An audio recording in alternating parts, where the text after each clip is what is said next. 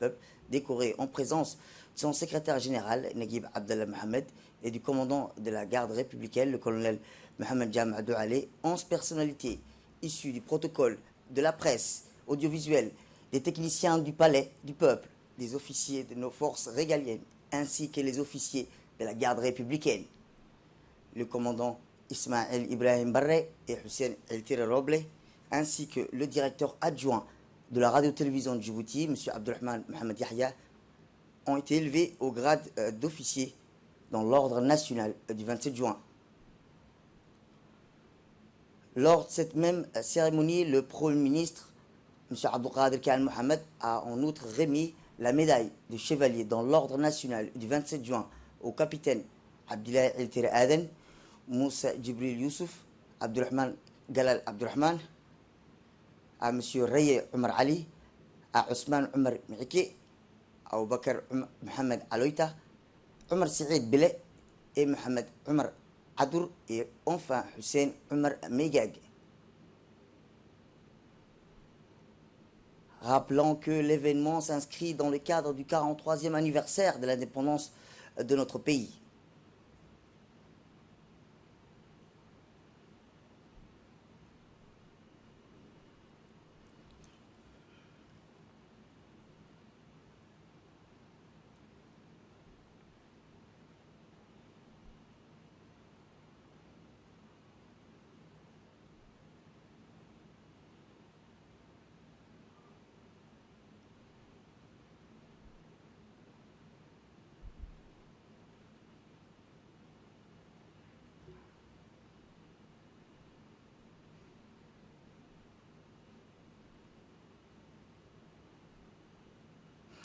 À l'issue de cette cérémonie, le Premier ministre, M. Abdelkader Khan Mohamed, qui s'est exprimé, a déclaré que d'autres personnalités issues de la gendarmerie, de la police nationale, des forces armées djiboutiennes et des gardes-côtes, des gardes pénitentiaires, de la presse écrite et ceux des réseaux sociaux seront à leur tour décorés prochainement.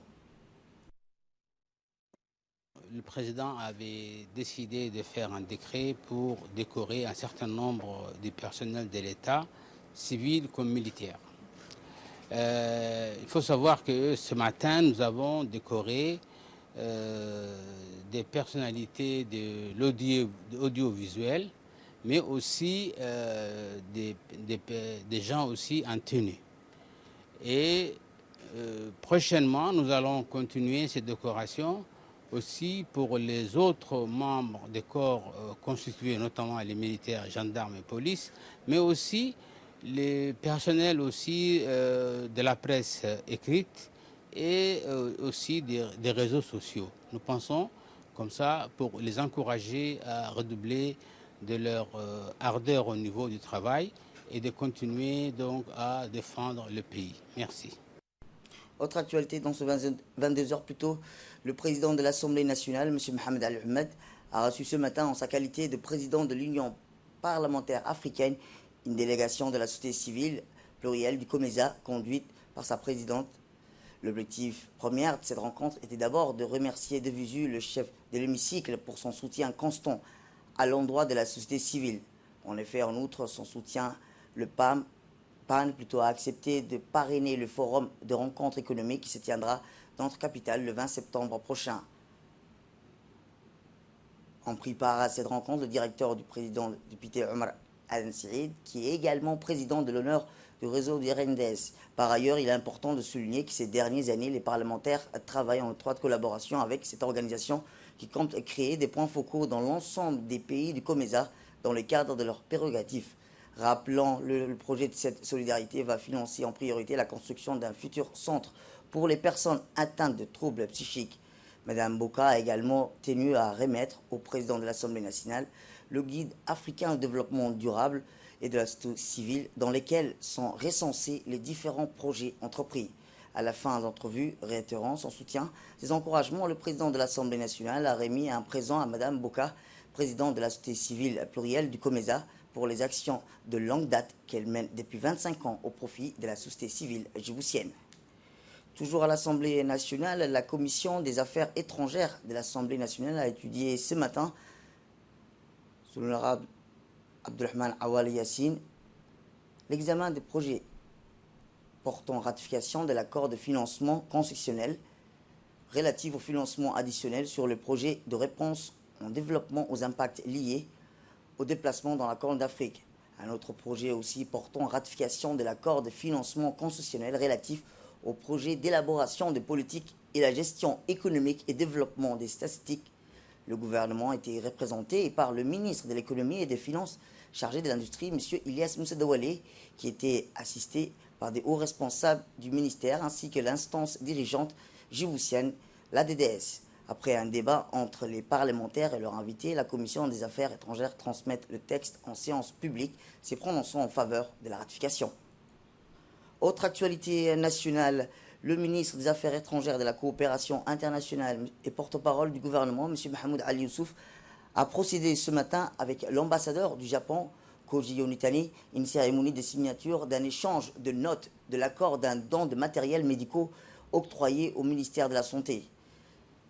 La cérémonie de signature a vu la participation du ministre de la Santé, M. Mohamed Warsama Dirié, des hauts responsables du département. L'objectif de cette rencontre s'inscrit notamment dans le cadre d'un projet de renforcement des qualités de santé publique financé sous forme de dons à hauteur de 833 millions de francs djibout. Le Japon, pays frère, a toujours, rappelons-le, le pays frère a toujours eu un accompagnement vers son chemin du développement et en traduisant ainsi l'excellence et l'étroite collaboration entre les deux pays et les deux peuples. Rappelons que la République de Djibouti a récemment reçu de la part du gouvernement du Japon des médicaments Avigan à travers le programme onusien. L'ambassadeur du Japon, Koji Yonitani, a rappelé l'engagement politique sans faille de son pays à continuer à soutenir Djibouti dans l'accomplissement de son développement au niveau de la santé et le Japon reste un partenaire privilégié de la République de Djibouti. Ont déjà fait preuve d'une grande mobilisation dès le début de l'arrivée de la pandémie, de cette épidémie dans le pays. Je tiens à rendre hommage aux actions menées d'une manière si efficace et je voudrais rendre hommage à toutes les équipes du secteur de santé et tout le personnel de forces de l'ordre qui ont guidé la population pour suivre les mesures mises en place par le gouvernement. Le ministre de la Santé, M. Mohamed Warsama Dirié, a remercié le gouvernement du Japon au nom du gouvernement de Djibouti pour cette aide qui vient à un moment opportun compte tenu de la situation exceptionnelle due à la lutte mondiale contre la pandémie du Covid-19. Écoutons-le. Je me réjouis de constater que dans le domaine de la santé, la coopération entre nos deux pays ne s'est jamais aussi mieux portée. Je voudrais exprimer ma plus vive appréciation et ma sincère reconnaissance pour les efforts consentis par le Japon dans le cadre de l'amélioration de la santé de nos populations et en particulier pour cet appui qui intervient dans le contexte national et international exceptionnel que nous connaissons en raison de la Covid-19. Je voudrais vous dire, Monsieur l'ambassadeur, que nous apprécions à sa juste valeur ce geste qui bénéficiera et rehaussera la qualité de la prise en charge offerte à nos compatriotes. Qu'il s'agisse du matériel roulant, du matériel destiné aux services de réanimation, des équipements de laboratoire ou d'imagerie médicale, il constitue un appui précieux dans le dispositif médical déployé pour faire face à l'épidémie de Covid-19 en République de Djibouti. Soyez assurés, Monsieur l'ambassadeur, de leur utilisation efficace et efficiente au bénéfice ultime des patients pris en charge au sein des structures de santé de notre pays. Qu'il me soit permis de remercier chaleureusement mon ami, le ministre des Affaires étrangères et de la coopération internationale, Monsieur l'ambassadeur. Permettez-moi une nouvelle fois de vous remercier pour ce don qui illustre l'excellence de nos relations que vous avez qualifiées il y a peu de relations de fraternité et de relations de cœur. Le chef de la diplomatie djiboutienne, M. Mahmoud Ali Youssouf, a réaffirmé la volonté de la République de Djibouti à poursuivre cette coopération mutuellement bénéfique pour les deux pays. Voici ses propos. Le don de matériel médical d'une valeur de 833 millions de francs djibouti soit 500 millions de yens japonais, est un don précieux car il intervient à un moment opportun, compte tenu de la situation exceptionnelle due à la lutte mondiale contre la pandémie du Covid-19. Je tiens au nom du gouvernement de Djibouti à remercier le gouvernement du Japon pour ce geste amical. Il est important de rappeler aussi que la République de Djibouti a récemment reçu un don de la part du gouvernement du Japon en médicament appelé Avigan à travers le programme onusien de l'UNOPS. C'est un premier lot qui permettra de traiter une centaine de patients. Le Japon, Monsieur l'ambassadeur, reste un partenaire privilégié de la République de Djibouti à travers des projets divers, variés et structurants. Monsieur l'ambassadeur, votre pays continue à appuyer les efforts de développement de notre pays. Soyez-en encore une fois remerciés. Il y a lieu aussi de noter le projet de construction de 20 km de la route nationale 1 dans la région de Dikil, entre Yoboki et Galafi. Ce projet est réalisé avec la précieuse collaboration de la JIX et il est à ce jour complété à hauteur de 60%. Par ailleurs, nous pouvons également souligner l'heureuse nouvelle de l'ouverture des plis de l'appel d'offres concernant le projet de construction du deuxième ferryboat pour les régions du Nord. Cette ouverture des plis a eu lieu il y a quelques jours à Tokyo. Ce nouveau moyen de transport que le gouvernement du Japon met à la disposition du gouvernement de Djibouti va constituer un élément supplémentaire dans la facilitation du transport maritime, du mouvement des marchandises et des personnes vers Tajora et Obok, avec la capacité d'assurer le service même en période de Kamsin, en période d'été. Ce projet sera finalisé dans un délai de 18 mois. Le ministre de l'Éducation nationale et de la formation professionnelle, M. Moustapha Mohamed Mahmoud, et son collègue de la communication chargé des postes et des télécommunications, M. Redouane Abdillahi Badon, ont procédé aujourd'hui au lancement officiel du schéma stratégique REATIC au Palais du Peuple. Plusieurs membres du gouvernement, dont les ministres du Travail, de la Solidarité nationale, de l'enseignement supérieur, respectivement M. Ismail Ibrahim Roble, M. Ousmane Aden et Dr Nabil Mohamed Ahmed, ainsi que des hauts cadres de l'administration publique, des figures de la société civile ont pris part à la cérémonie. Le REATIC est le moyen tout indiqué pour promouvoir l'équité, améliorer la qualité et faire avancer la réforme de l'éducation. Grâce à nos différentes infrastructures, le ministère de la Communication, des Postes et des Télécommunications a la ferme intention d'apporter une contribution effective aux côtés du MENFOP pour la mise en place de cette nouvelle technologie afin de généraliser ensemble l'utilisation des TIC. Rappelons que notre pays a aujourd'hui la chance de lancer un pari ambitieux pour nous positionner sur le système éducatif tant qu'avant-gardiste sur l'utilisation des TIC. Et c'est grâce notamment à un accès de l'éducation de 84% à un système éducatif national centralisé qui nous permet de faciliter le pilotage du système. Une position de hub régional télécom et surtout une volonté très forte du chef de l'État à concrétiser notamment par une amorce depuis 2014 du projet Un enfant, une tablette et le déploiement des Smart Classrooms dans tous les pays.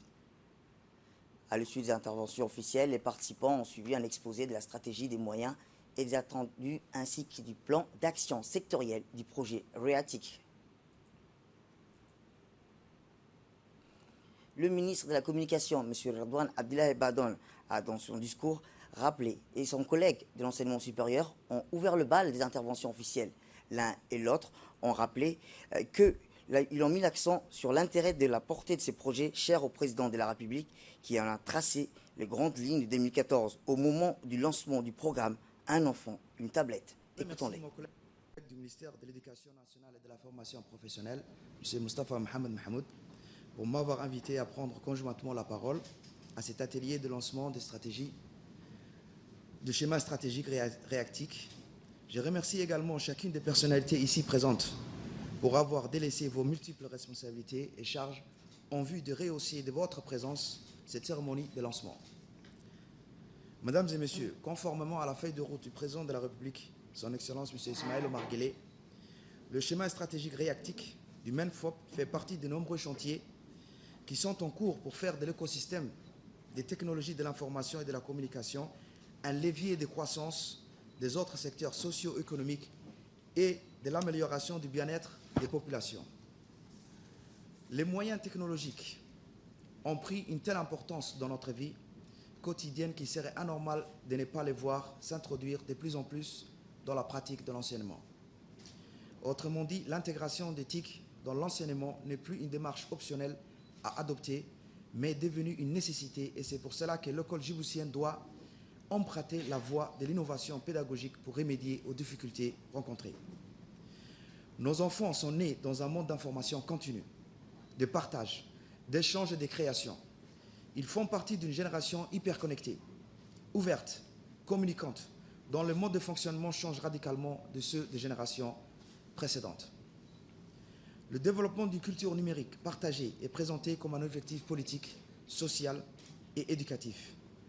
Cela s'est traduit par des demandes institutionnelles fortes pour une croissance de l'usage des TIC par toute la communauté éducative. Les métamorphoses sociétales nous obligent à réviser nos modèles d'apprentissage, nos pratiques d'enseignement et à revoir nos objectifs. Mesdames et Messieurs, la réussite que nous recherchons tous n'est pas définie par la richesse d'un pays ou par un positionnement géostratégique. Elle est marquée par la capacité de faire les bons choix techniques au bon moment. Pour cela, il est primordial d'avoir à la fois une vision éclairée de l'avenir, des orientations stratégiques et courageuses, le sens du timing ainsi qu'une action déterminée. Après les nombreuses réformes mises en œuvre, le schéma stratégique réactique du MENFOP est adopté au bon moment pour répondre à une attente forte des élèves qui veulent vivre avec leur temps et rassurer des parents qui souhaitent que leurs enfants soient préparés à intégrer le marché du travail. Cela se généralise à tout le niveau d'apprentissage, du primaire à l'enseignement supérieur. C'est pourquoi l'application des technologies de l'information et de la communication de l'éducation nationale est un excellent point de départ si nous voulons promouvoir l'équité, améliorer la qualité et faire avancer la réforme de l'éducation. Mesdames et Messieurs, grâce à nos différentes infrastructures, mon département a la ferme intention d'apporter une contribution effective aux côtés du MENFOP pour la mise en place de cette stratégie afin de généraliser l'ensemble de l'utilisation des technologies de l'information et de la communication. Comme vous le constatez, nous attachons donc une importance particulière à cet atelier qui traite une question importante pour le gouvernement.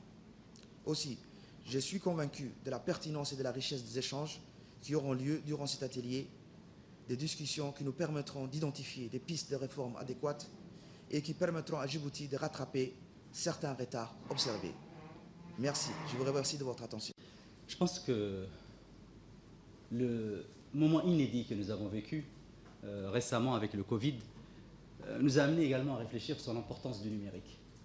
L'importance du numérique, pas uniquement pour Djibouti, mais également des pays beaucoup plus évolués que les nôtres, où on s'est rendu compte que des enseignants, des étudiants, des élèves ne maîtrisaient pas l'outil numérique et ne pouvaient pas donc suivre les enseignements numériques. Et cette initiative est très importante et très intéressante pour Djibouti qui veut s'inscrire, comme le disait tout à l'heure mon ami et collègue de la communication, dans l'ère du numérique. Nous sommes un hub au niveau de la logistique et transport, mais nous devons également être au niveau du numérique. Donc la tâche la plus importante pour Moustapha et moi-même, c'est que tous nos étudiants, nos élèves aient une double compétence. Cette double compétence, elle se traduira bien sûr par le savoir dans des filières adaptées, que ce soit au niveau du LIC ou au niveau de l'enseignement supérieur, mais chaque étudiant djiboutien doit maîtriser le numérique.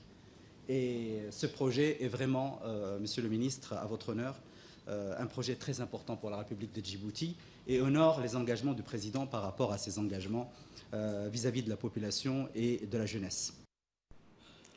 Le ministre, Mme Ousmane Aden et Ismaël Ibrahim Roble ont mis l'accent sur l'intérêt et l'importance de ce projet, le REATIC.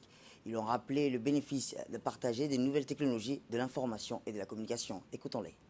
L'éducation est passée par plusieurs étapes. Il y a eu des challenges plus importants dans l'offre de services de l'éducation, l'élargissement, l'accessibilité. Maintenant, on est en train de passer à un autre défi qui est le numérique. Et je pense que plein de prérequis sont à prévoir, notamment la connectivité. Et je pense que le ministre de la Télécom a vraiment précisé son engagement et les efforts qui devront être fournis. Moi, je rajouterais une éducation inclusive et qui va être équitable. Là, on va parler des enfants qui vont peut-être être pas en mesure de pouvoir avoir accès à la technologie. Et il est de notre rôle en tant que ministère des Affaires sociales de pouvoir assurer cette connexion et cette liaison et d'aider le ministère de l'Éducation à pouvoir identifier ces ménages et ces enfants, mais aussi les assister à être au même niveau que les autres élèves qui ont un peu plus de moyens ou un peu plus d'accessibilité. Je m'engage personnellement et j'engage également en mon nom le ministère des Affaires sociales à être partie prenante importante dans ce développement et dans ce projet, parce que pour moi c'est un futur, c'est le capital humain, c'est le décideur de demain, mais c'est également le développement de notre économie nationale. Je voudrais joindre ma voix à celle de mes collègues pour dire aussi tout le bien que je pense de ce moment particulier du REAC, un projet très important pour l'éducation nationale. Je voudrais alors dire ma fierté et le sentiment de satisfaction qui m'anime aujourd'hui, parce que j'ai connu aussi un temps à l'éducation nationale, à la genèse de ce projet, et l'on ne peut être que fier de voir aujourd'hui l'éducation nationale entrer de plein pied dans le monde du numérique. Et je voudrais donc m'associer aux uns et aux autres pour saluer ce projet, cette initiative du ministère de l'Éducation nationale et de la formation professionnelle qui va transformer l'école de Djibouti. Le ministre de l'Éducation nationale et de la formation professionnelle, M. Moustapha Mohamed Mahmoud, a de son côté réaffirmé comment les TIC sont devenus, depuis les milieux des années 90, un moyen civilisationnel nécessaire et utile en pleine expansion. Les réformes et révisions de l'éducation nationale définissent en ce sens une partie de l'histoire de notre pays, passé et présent, qui constitue bien sûr un ensemble homogène et dessine son avenir. Mesdames et messieurs, il est important de moderniser et renforcer par des méthodes innovatrices la base existante des enseignements-apprentissages pour gagner en performance scolaire et éducative. Notre pays a aujourd'hui la chance de lancer un pari ambitieux pour nous positionner sur le système éducatif en tant qu'avant-gardiste, comme l'a très bien dit le consultant, sur l'utilisation des TIS, et ce grâce notamment à un accès à l'éducation de 94%, à un système éducatif national centralisé qui permet bien sûr de faciliter le pilotage du système, mais également une position de hub régional, télécom, et surtout une forte et très forte volonté du chef de l'État, concrétisée notamment par une amorce depuis 2014 du projet Un enfant, une tablette et le déploiement des Smart Classrooms dans tous les pays. De vous toutes et tous, nous gagnerons dans un premier temps et sur le moyen terme en performance de nos enseignants et de nos élèves et obtiendrons, Inch'Allah, un meilleur classement dans des tests internationaux comme les PASEC. À travers le renforcement des apprentissages par l'éthique, nous visons également une amélioration de l'indice du capital humain, car éducation et santé vont de pair. Mais également, comme l'a très bien dit également le consultant, une hausse du PIB, car ce projet réactique est générateur, Monsieur le ministre, d'emplois et d'activités nouvelles dans divers domaines. Et enfin, un positionnement régional, car les enfants et les jeunes d'aujourd'hui peuvent, à travers le TIS, facilement devenir trilingues et assimiler d'autres compétences comme les nouvelles sciences centrées sur l'éthique. Je suis persuadé, mesdames et messieurs, que cette mise en œuvre va transformer l'avenir du pays. Et en ce sens, c'est un grand honneur pour mon département appuyé bien sûr par le département de la communication, mais également au vôtre aussi d'apporter donc votre contribution à ces projets phares de longue durée.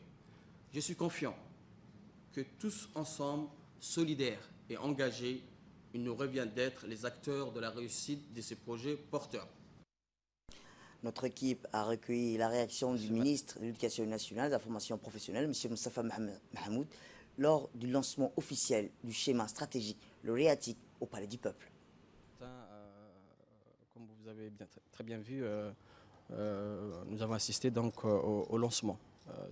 Moi et mon collègue de la communication, mais également d'autres ministres présents, nous avons lancé bien sûr les travaux de la mise en œuvre du schéma REATIC, à savoir bien sûr les schémas du déploiement du numérique dans nos salles de classe.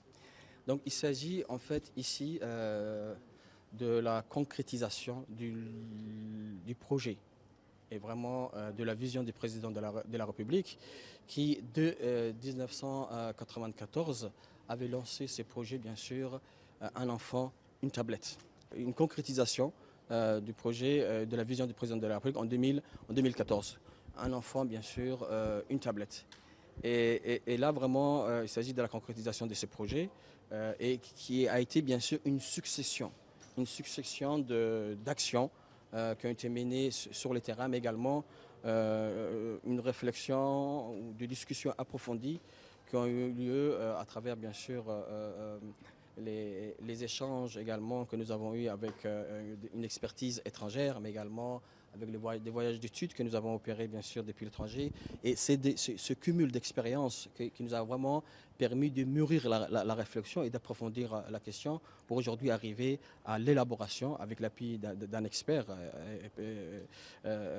vraiment, un professionnel du métier qui a vraiment accompagné la commission d'éthique que j'ai mis en place en 2016 et qui a abouti bien sûr à l'élaboration de ce document cadre. C'est vraiment un document cadre, une stratégie. Et comme vous l'avez très bien vu également, et l'a très bien dit mon collègue ministre, il s'agit, ce projet est porté pas seulement par le ministère de l'Éducation nationale, mais c'est un projet porté par le gouvernement.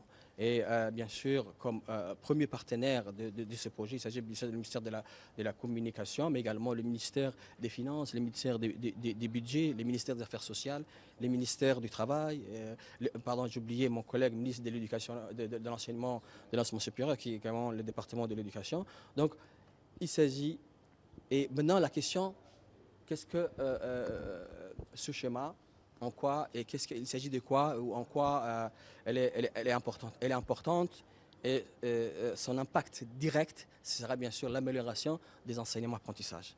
Parce qu'il a été question en 2016 lors du colloque que nous avons organisé, de dire ce questionnement de l'école, il a été question d'améliorer les enseignements-apprentissages.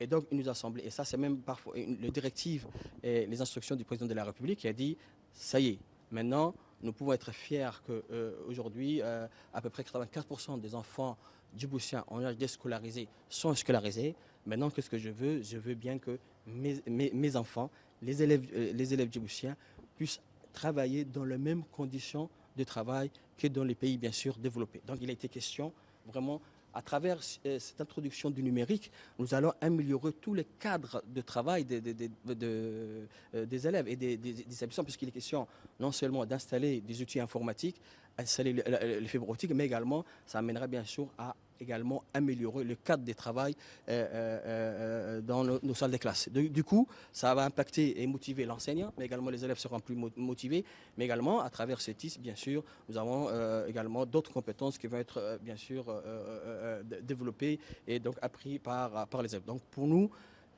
le défi reste encore. Il est vraiment ambitieux.